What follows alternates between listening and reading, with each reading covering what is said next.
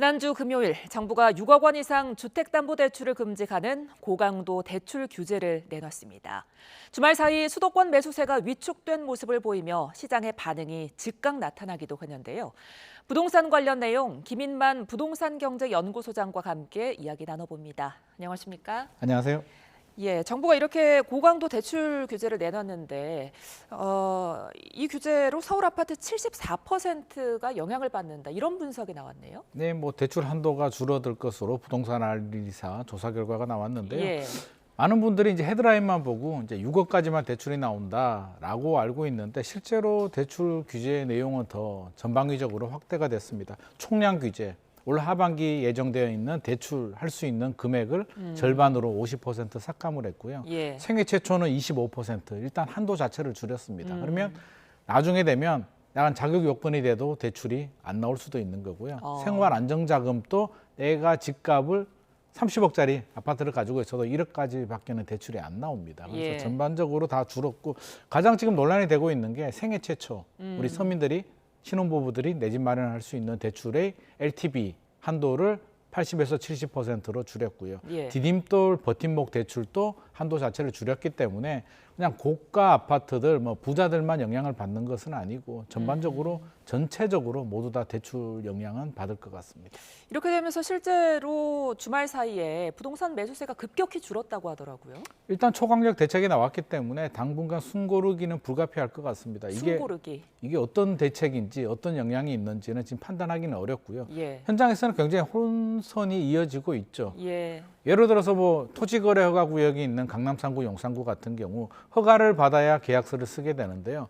허가를 받으려면 먼저 가계약금을 내고 매매 예약을 하고 허가서를 집어넣었는데 구청에서 허가서 나오기 전에 대책이 발표되는 바람에 예. 지금 계약서하고 계약금을 납입하지 않으면 대출이 인정이 안 됩니다. 그러면 실제로 합의를 하고 진행했음에도 불구하고 대출이 안 나오는 부작용들이 나올 수도 있기 때문에 우왕좌왕하고 이런 상황을 좀 예의주시는 하고 있는데 일반적으로 우리 대출 규제의 영향은 한 6개월 정도, 길어야 6개월 정도로 좀 보고 있습니다. 예. 시장의 수요 억제 정책인데 우리 일반 국민들한테 아파트, 집이라는 건 내 인생, 나의 노후, 내 가족의 내 자녀의 인생까지도 달려있는 문제이기 때문에 예. 대출 규제가 나온다고 해서 내가 집을 사려고 했는데 그냥 쉽게 포기하지는 않을 것 같고요.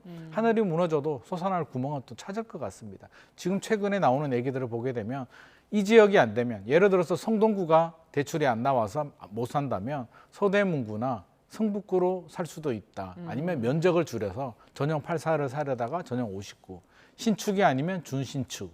이렇게 여러 가지 방법들을 지금 찾는 고민들을 하고 있는 상황이기 때문에 예. 저는 풍선 효과도 충분히 예상할 수 있는 부분이고요. 오늘 예. 뉴스 보니까 부산 지역에서도 이제 수도권 규제를 하게 되니까 부산 아파트로 수요가 유입이 되지 않냐라는 기대감을 벌써부터 보이고 있습니다. 전방위적으로 지금 여러 가지 현상들이 내재되어 있기 때문에 앞으로 진행 상황 7월, 8월은 거래량도 감소되고 예. 상승률도 감소되겠으나 그거로 자화자찬할 문제는 아닌 것 같고요. 좀 면밀히 예의주시하고 추가 대책, 가장 중요한 게 공급 대책, 공감할 수 있는 공급 정책이 나와야 될 것 같습니다. 예, 자 일단은 숨고르기에 들어갔지만 풍선 효과가 나타날 수 있다는 우려도 있다로 정리해 보겠고요. 근데 일각에서는 이런 비판도 있습니다. 고소득자나 현금 부자만 이제 집을 살 수 있는 거 아니냐 이런 거예요.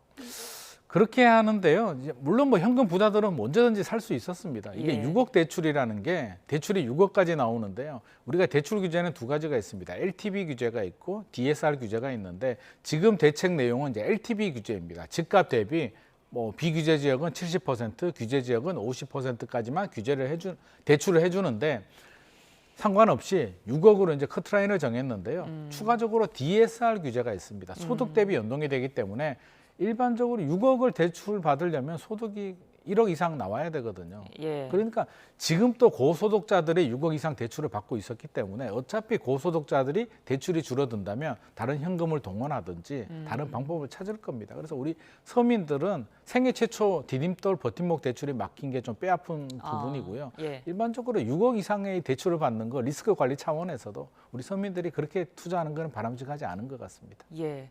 자 그런데 외국인은 이번 고강도 대출 규제에서 빠진 겁니까? 그 부분 또 무조건 계약금 내고 이제 계약서를 쓰게 되면 되는데요. 외국인들은 또 중국인들이 최근에 이제 집을 많이 사고 있는데 예. 10만 호 정도는 이제 외국인들이 가지고 있고요. 56%가 중국인입니다. 중국인들이 우리나라 한국은행에서 대출을 잘 받지 않습니다. 자기 나라에서 돈을 구해서 들어오기 때문에 예. 실질적으로 고강도 대책에 이제 그런 얘기가 나오는 거죠. 우리나라 사람들은 대출 한도가 막혀서 내 집 마련 못 하는데 중국인들은 중국에서 돈을 빌려서 가지고 와서 사기 때문에 또 이게 역차별 논란, 끊임없는 논란이 계속 진행되고 있습니다. 네. 그렇다면 이제 가장 궁금한 건 이런 고강도 규제로 집값 상승 흐름을 좀 바꿀 수 있을 것이냐 이거잖아요. 이게 바라보는 관점이 좀 다릅니다. 상승 흐름을 이제 바꾸신다고 말씀을 하셨는데요. 네. 집값 안정이라는 게 정부가 생각하는 집값 안정은 상승률 둔화, 거래량 둔화입니다. 그러면 20억 아파트가 6개월 사이에 25억으로 올랐는데요. 상승률이 둔화되고 거래량이 둔화된다는 얘기는 25억에서 30억 가는 걸 막는 효과, 25억에서 멈추는 거고요. 예. 우리 무주택자들은 다시 20억에서 20억으로 돌아오길 바라는데 실제로 돌아오게 되면 이제 이걸 폭락이라고 합니다. 그러면 또 금융권에서도 예. 부실 채권 문제가 됐고요. 정부가 또 개입할 수밖에 없기 때문에 실제로 이 자체가 괴리가 있고 안정은 상승률 안정. 그러니까 올라간 걸 인정하고 당분간 몇 달 정도는 상승률은 둔화되겠으나 풍선 효과가 생기는 지역들 있잖아요. 그들 지역들은 오히려 상승률이 더 커질 수도 있습니다. 네, 참 어려운 문제인데 네. 여태 정권의 부동산 정책을 보면 진보 정권에서는 고강도 규제를 했고 또 반대로 보수 정권에서는 규제를 완화했어요. 근데 결과적으로 보니까 규제를 하면 할수록 집값이 좀 올랐다고 봐야 되겠죠. 이거는 집값이 오르기 때문에 규제를 한 거고요. 또 아. 규제를 하니까 또 집값이 올라갑니다. 그래서 예. 닭이 먼저냐 달걀이 먼저냐 문제이지 진보가 집권한다고 갑자기 집값이 올라가지는 않습니다. 예. 집값이 올라가는데 규제를 하니까 제가 앞서서 말했듯이 하늘이 무너져도 솟아날 구멍을 찾아야 되는데 하지 말라고 하면 또 다른 방법을 찾게 되고 시장은 자극을 주게 되면 왜곡이 되고 또 다른 쪽으로 튀게 되거든요. 저는 항상 생각하는 게 중학교 2학년 자녀하고 비슷하지 않나 싶습니다. 이거를 공부 안 한다고 용돈을 줄인다든지 방문을 닫게 되면 공부를 하겠습니까? 결국엔 하는 척하다가 궁극적으로는 진행이 안 되는데 시간이 해결해 줘야 될 문제인 것 같고요. 공급이 꾸준하게 공급이 되지 않으면 서울 같은 경우는 절대적으로 수요 과잉 지역, 지방에서도 양질의 일자리와 대학교를 찾아서 서울로 들어오고 있기 때문에 네. 공급 문제가 해결되지 않으면 또 역설적으로 수요가 분산되지 않으면 근본적인 해결책은 좀 어려워 보입니다. 자, 일각에서는 이번 고강도 대출 규제를 지난 일본의 사례와 비교하는 시각도 있습니다.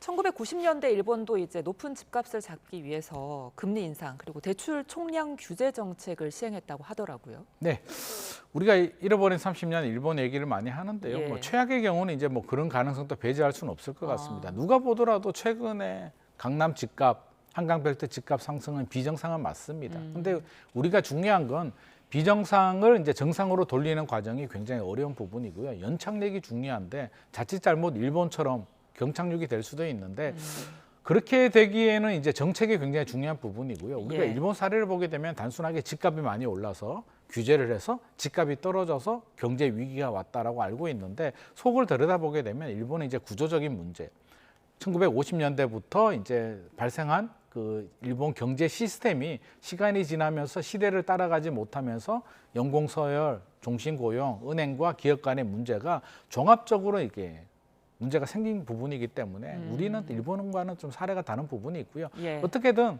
집값 비정상 급등은 바람직하지 않은 것은 분명한 사실입니다. 네. 자, 그런데 이런 가운데 대통령실은 이번 대출 규제가 대통령실 대책이 아니다 이러면서 약간 좀 선을 그었어요. 왜 이랬을까요?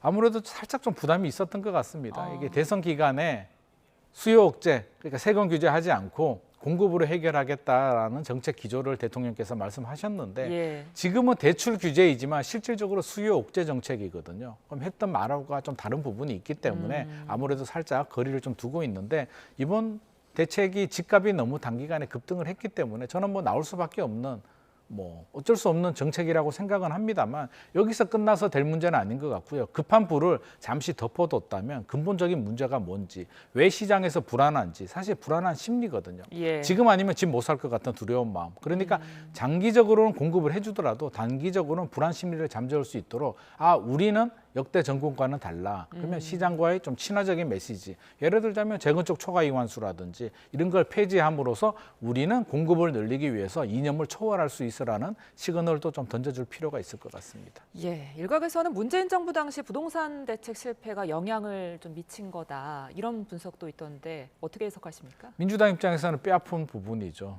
다른 거는 뭐 잘 모르겠는데 결국에는 부동산 때문에 정권 교체가 됐다라고 생각을 하는 부분인데요.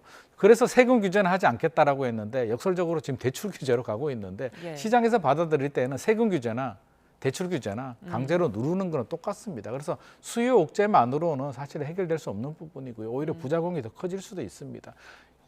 역대 정권에서 유일하게 부동산을 정책으로 잡은 정권이 노태우 정부입니다. 노태우 정부가 성공했던 배경에는 일기 신도시 포함 200만 호 대대적인 공급 폭탄을 쏟아부었고요. 추가로 엄청난 규제, 1세대 1주택자 양도세 비과세 요건이 현재는 2년 보유, 규제 지역은 2년 거주인데 그 당시 노태우 정부 시절에는 3년 거주, 5년 보유였습니다. 공급과 수요 억제 정책이 콜라보를 이루었을 때 효과가 극대화되는 거지 수요 억제만으로는 한계가 있을 것 같습니다. 그렇다면 정부가 좀 추가로 대책을 더 내놓을까요? 나올 수밖에 없을 것 같습니다. 공급 확대 대책이 이제 가장 키포인트가 되는데 윤석열 정부나 문재인 정부에서 발표했듯이 그린벨트를 푼다든지 뭐 신규 택지를 발굴한다, 용적률을 상향한다. 그 정도 가지고는 시장의 공감을 얻기는 어려울 것 같고요. 저는 오히려 신뢰 회복이 우선이기 때문에 문재인 정부, 윤석열 정부 때 추진하던 여러 가지 프로젝트들을 지금 이렇게 차질 없이 진행하고 있다. 뭐 그린벨트는 이렇게 풀고 있다를 상세하게 이렇게 시장에 알려준다면 제대로 진행하고 있구나, 믿고 기다리면 되겠구나라는 심리가 들 때 비로소 안정을 찾을 수 있을 것 같습니다. 자, 그런데 이번 이 대출 규제 때문에 전세 매물이 급감할 거다 이런 우려도 나오더라고요. 전세 대란이 또 나타날 수도 있을까요? 이거는 또 다른 부작용 중에 하나가 될 수도 예. 있을 것 같습니다. 왜냐하면 이번 전세 대출의 내용을 보게 되면 실거주 의무가 추가됐거든요. 6개월 이내 대출을 받으면 실거주를 해야 되는데 전세를 주지 못한다는 얘기입니다. 그러면 자연스럽게 전세 매물이 줄어들게 되고요. 수요자들은 여러 가지 고민을 하겠죠. 지역을 옮기든지 면적을 줄이든지 여러 가지 고민하다가 이렇게 저렇게라도 답이 안 나오면 선택할 수 있는 방법은 그냥 전세를 거주하는 방법입니다. 전세 수요는 또 늘어날 수밖에 없고요. 2026년 내년부터 이제 입주 물량이 급감합니다. 서울 같은 경우는 한 3분의 1 토막이 날 것으로 예상을 하고 있는데 종합적으로 본다면 전세 가격 하반기부터 올라갈 가능성이 높고요. 내년에 더 심각해질 수도 있기 때문에 집값 잡으려다가 지금 전세 가격 올라가는 문제, 부작용이 또 발생할 수도 있습니다. 말씀하신 것처럼 이제 7월부터 전국 분양 물량은 늘어나지만 수도권의 경우에는 또 하반기 입주 물량이 줄어든다고 하더라고요. 네. 전세뿐만이 아니라 뭐 월세까지 좀 오를 가능성은 어떻게 보세요? 월세는 지금 또 올라가고 있습니다. 그래서 뭐 앞으로 올라간다는 게 아니라 지금 또 올라가고 있고요. 앞으로도 더 올라갑니다. 그래서 입주 물량 부족. 이번 대책 내용 중에 또 하나가 분양에 대해서도 대출이 들어갑니다. 그래서 6억까지 분양을 받으신 분들도 대출이 6억밖에 안 나오기 때문에 또 불안하죠. 이렇게 되면 수요가 위축이 되면 분양 물량이 줄어들게 되고 또 공급 부족이 되는, 이게 계속 도돌이표 같은 이런 일들이 발생하고 있기 때문에 급한 불을 덮었다면 후속 대책들도 지금 발빠르게 준비를 해서 발표를 해야 될 것 같습니다. 예, 참. 근데 이제 반면 지방 아파트들은 가격이 오히려 떨어지거나 뭐 준공후 미분양된 아파트들도 상당하다고 하더라고요. 이런 양극화 현상은 어떻게 보세요? 현재 우리 사회에서 가장 심각한 게 양극화죠. 우리가 이렇게 지금 뭐 대책을 발표하고 집값이 과열이다, 풍선 효과 얘기를 하다 보면 공감을 전혀 하지 못하는 국민들이 더 많을 것 같습니다. 그러니까요. 우리 동네는 도대체 이게 무슨 소리야? 저게 미국도 아니고 왜 서울은 저러는 거야? 라고 이제 공감을 못 하는데 이게 양극화의 문제이고요. 지방 같은 경우는 인구 유출, 수도권으로 자본 유출까지 발생하고 있기 때문에 상당히 어렵고 준공은 미분양은 지금 계속 늘어나고 있습니다. 4월까지 2만 6천 호 정도였는데 아마 뭐 5월, 6월 되면 2만 7천, 2만 8천, 3만 호도 곧 뚫을 기세이기 때문에 이 문제도 좀 해결해야 되고요. 정부 정책 중에 하나가 저는 지방 미분양, 악성 미분양에 대해서는 5년간 양도세 면제라든지 취득세 면제 같은 강한 인센티브를 줘서 서울로 향하는 돈과 투자 심리를 차라리 그냥 서울은 규제가 많으니까 지방 미분양, 준공업 미분양 사자라고 좀 돌아선다면 서울 안정에도 도움이 되고요. 미분양 해소도 도움이 되고 지방 경제에도 도움이 되고 건설사들 PF 해결에도 도움이 되니까 이런 여러 가지 정책들을 좀 같이 병행, 고려를 좀 해야 될 것 같습니다. 지방 부동산으로 눈길을 좀 돌리게 해야 한다. 네네. 워낙 네. 침체니까요. 예. 네. 자, 이런 상황 속에서 수도권 집값이 크게 오르니까 6월 가계대출 증가액이 7조 원을 육박했습니다. 이 생활비의 30%를 대출비 상환으로 쓸 만큼 지금 영끌 대출 상황이 아주 심각하다고 하더라고요. 이게 결국에는 맞물려서 내수 경기 침체까지도 이어집니다. 왜냐하면 소득은 정해져 있는데 월급은 오르지 않는데 대출 받아서 무리한 대출을 받아서 집을 사다 보니까 원리금 상환하고 나면 쓸 돈이 없거든요. 자연스럽게 외식을 줄이게 되고 지출을 줄이게 됩니다. 그래서 가계부채 억제 차원에서도 이번 대책이 이제 발표가 되긴 했는데요. 네. 그래도 불구하고 이제 뭐 물론 7월, 8월로 넘어가게 되면 가계부채는 안정이 되겠습니다만 총량 자체를 줄이기는 어려울 것 같고요. 저는 가계부채 총량 규제 관리도 중요하지만 사실은 연체율이 늘어나지 않는 것도 중요합니다. 이렇게 대출 규제하게 되면 또 불안한 마음에 또 사금융이나 더 금리가 높은 위험한 상품으로 또 접근할 수도 있기 때문에 정부는 단순히 총량만 억제됐다고 해서 안심할 문제는 아닌 것 같고요. 연체율이 늘어나지 않도록 또 우리 서민들이 생애 최초 신혼부부들은 또 쉽게 내 집 마련할 수 있도록 고가 주택은 규제하되 서민 주택들, 신혼부부들은 또 길을 좀 열어줄 필요도 있을 것 같습니다. 그렇다면 이번 대책으로 이런 영끌 대출은 좀 줄어들겠네요. 아무래도 줄어들 수밖에 없습니다. 예. 생애 최초 80에서 70%로 줄였고요. 한도 자체도 줄였고 분위기 자체가 은행권 얘기를 들어보게 되면 어지간하면 대출을 해주지 마라라는 그런 지침이 내려왔기 때문에 정말 기준에 딱 충족되는 분들 아니면 앞으로 대출 받기는 굉장히 어려울 겁니다. 하지만 이 대출이 뭐 6개월, 1년, 2년 계속 지속되지는 않기 때문에 일단 상황을 보시고 지금 안 된다고 해서 내 집 마련 꿈 포기하지 마시고요. 계속 노력하는 자세는 필요할 것 같습니다. 그러니까 끝으로 이 질문 드릴게요. 소장님께서는 그럼 결국에는 뭐 이제 집값 잡으려면 공급을 확대해야 한다 이렇게 보시는 겁니까? 공급을 확대를 해야 되는데 그 예. 부분이 이제 서울 수도권 지역들은 쉽지 않기 때문에 예. 당장 공급 물량이 안 나온다. 10년, 20년이 걸린다고 하더라도 저는 신뢰 회복이 우선이라고 생각하거든요. 불안하지 않도록. 그렇다면 3기 신도시든 기존 발굴한 택지에 대해서 진행 상황을 상세하게 알려주면서 공감을 좀 얻는 정책도 필요할 것 같고요. 네. 수요 분산, 우리 지방 경쟁력, 그러니까 지방의 양질의 일자리와 대학교를 육성해서 서울로 올라오는 수요들도 차단할 테니까 믿고 기다려달라는 그런 시그널을 좀 제시할 필요도 있을 것 같습니다. 알겠습니다. 부동산 상황과 전망 지금까지 김인만 부동산경제연구소장과 이야기 나눠봤습니다. 고맙습니다.